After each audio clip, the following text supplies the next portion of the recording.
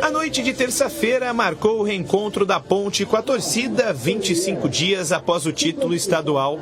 E contra um adversário até então invicto na competição, a Macaca buscava a primeira vitória nessa Série B. Os 7 desfalques fizeram com que Felipe Moreira alterasse o esquema tático da equipe. Com 3 zagueiros, a Macaca sofreu pouco defensivamente na primeira etapa, mas do outro lado, o ataque também quase não ameaçava a meta do Botafogo. No primeiro tempo, as melhores chances da Alvinegra foram com Eliel aos 8 minutos e nesse chute de longa distância de Matheus Silva.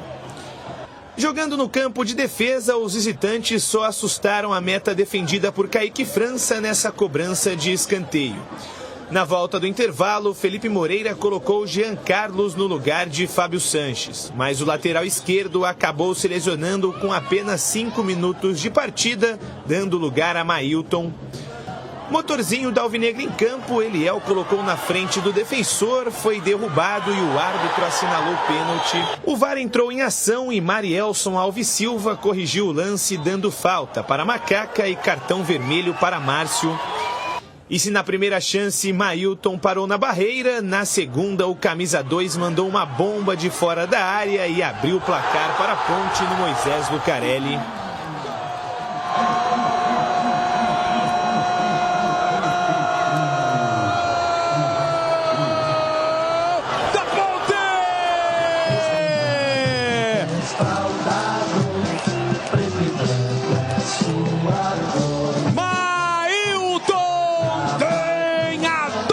Estampada na camisa.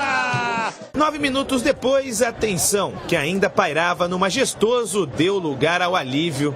Felipinho apareceu de surpresa após cobrança de escanteio, ampliando para a Alvinegra.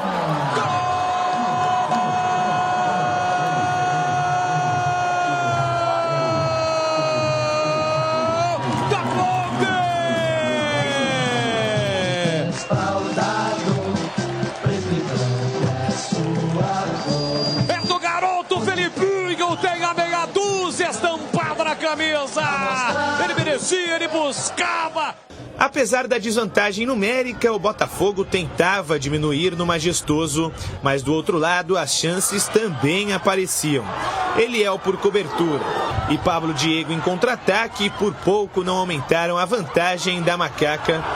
Mas ficou assim, final de jogo em Campinas e alívio dos mais de 3.000 torcedores que compareceram ao Majestoso. Depois de um primeiro tempo abaixo da expectativa, a Ponte voltou melhor para a segunda etapa e conseguiu conquistar a primeira vitória na Série B do Campeonato Brasileiro.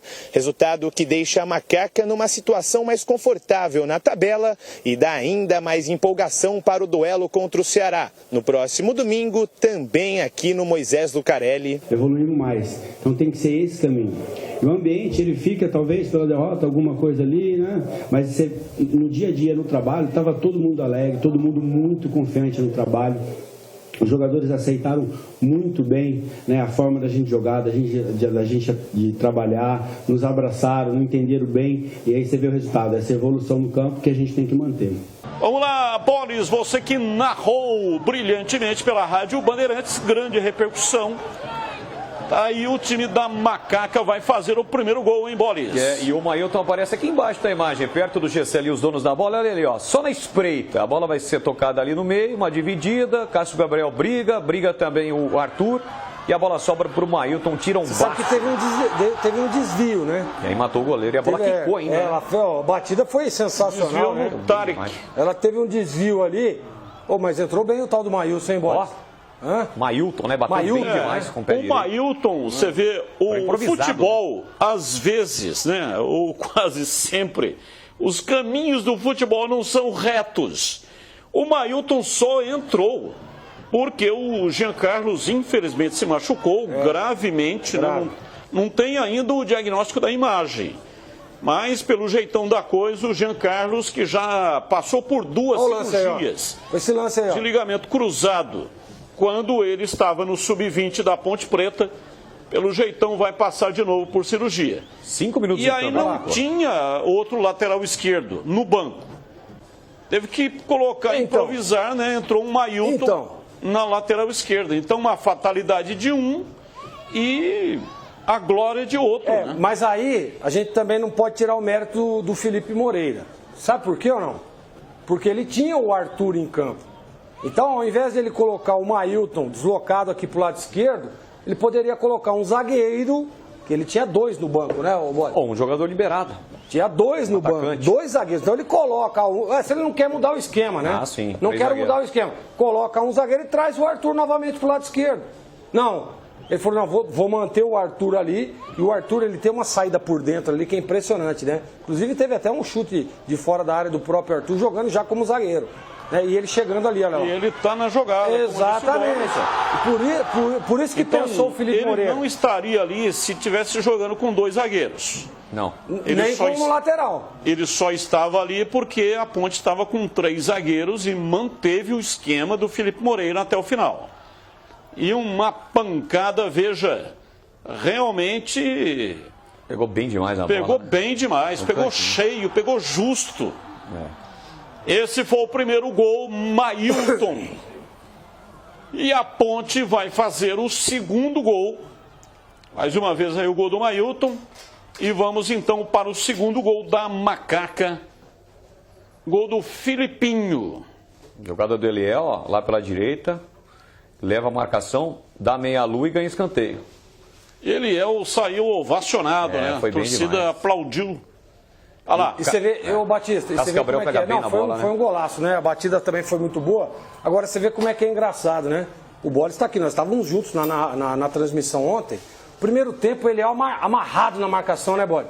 Tentando, você inclusive disse várias vezes. Encaixotado. Tá encaixotado. Pô, e aí nós pedimos para que houvesse um reposicionamento do atacante Eliel, e o Felipe também teve essa leitura. Fez o reposicionamento e o menino arrebentou no segundo tempo, ao lado desse menino aí que fez o gol. Isso sem contar que a expulsão do jogador do Botafogo foi crucial também, né? Também, foi determinante. Né? O primeiro tempo foi um jogo mais amarrado. No lance do Eliel, inclusive. Quando a gente pegou a escalação, né, Batista? Pô, a Ponte nunca jogou com 3 zagueiros e de repente tem pouco tempo para treinar. Matheus Silva, Fábio Sanches e Edson. Até na coletiva o Felipe Moreira justificou, dizendo que os 3 em bom nível, né? O Edson chegando, não dá para tirar o garoto, por mais que seja garoto, então ele decidiu jogar com 3 zagueiros. E nos primeiros minutos não funcionou, né? O time da Ponte estava bem amarrado, o próprio Botafogo também se limitou a marcar, mas com aquele medo de perder do que propriamente para atacar a Ponte. O primeiro tempo foi muito mais equilibrado. Agora no segundo tempo não, a Ponte partiu para cima com o Eliel, a velocidade do Eliel, os meias se chegando mais no ataque. Contribuiu, evidentemente, primeiro com esse gol aí do Mailton, um belo gol, e depois com a expulsão do zagueiro do Botafogo. E a Ponte jogou melhor, praticamente o Kaique França não fez uma defesa no jogo. Aquela última chance lá do Botafogo, mas o jogo já estava 2-0, com mais de 45 minutos do segundo tempo, mesmo que a Ponte sofresse o gol, não seria determinante. E aí o lance, né? Onde o primeiro árbitro, aliás, o Bandeira, aponta que o Eliel estava dentro da área, depois com a revisão, a falta foi apontada naquele momento e aí gerou a expulsão do jogador do time do Botafogo. O Filipinho veio do São Raimundo, de Roraima. Ele veio para a base da Ponte. Ele tem 21 anos, mas ele veio para a Ponte, ele tinha 19 anos. Ele já tinha jogado no profissional do São Raimundo. Esse, portanto, foi o segundo gol como profissional. Ele tinha marcado um gol pela equipe do São Raimundo, jogando numa vitória 4-1 sobre o time do Gás, decisão do campeonato roraimense. Nossa, isso foi exatamente. Ele fez um gol, né? E aquele gol, portanto, ele já era profissional. Mas quando ele veio para a Ponte, ele veio para a base, ele veio para o sub-20 da Ponte. E quem, na verdade, viu ele no sub-20 foi o Felipe Moreira.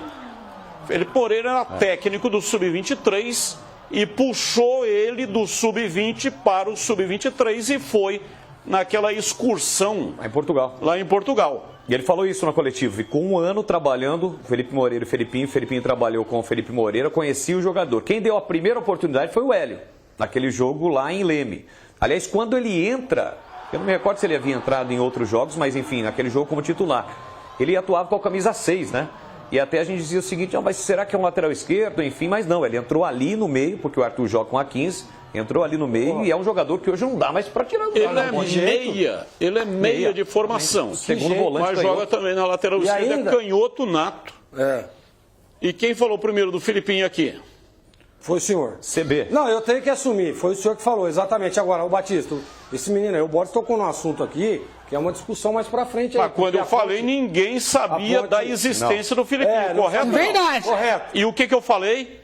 Presta atenção nesse nome. Tá certo. Filipinho. É isso Você ouvirá muito ainda o nome de Filipinho. E vai continuar ouvindo, porque o Boris tocou num assunto aqui, eu quero dizer que eu concordo. E vai ser uma discussão aí para os próximos programas, para as próximas partidas.